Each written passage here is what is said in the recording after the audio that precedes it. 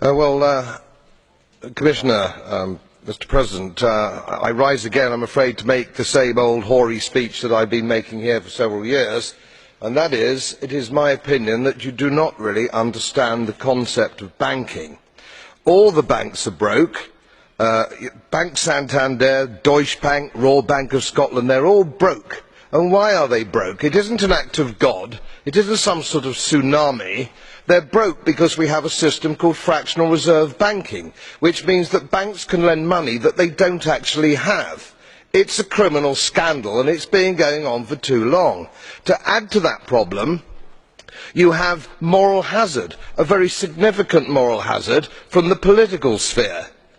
And most of the problem starts in politics and central banks, which are part of the same political system.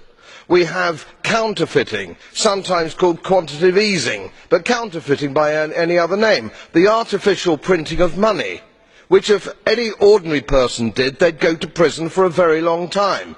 And yet governments and central banks do it all the time. Central banks repress the amount of interest that rates are, so we don't have the real cost of money.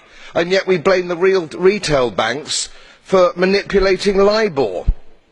The sheer effrontery of this is quite astonishing. It's central banks that manipulate interest rates, Commissioner. And plus, underneath all this, we talk loosely, in a rather cavalier fashion, do we not, about deposit guarantees. So when banks go broke through their own incompetence and chicanery, the taxpayer picks up the tab. It's theft from the taxpayer. And until we start sending bankers, and I include central bankers and politicians, to prison for this outrage, it will continue.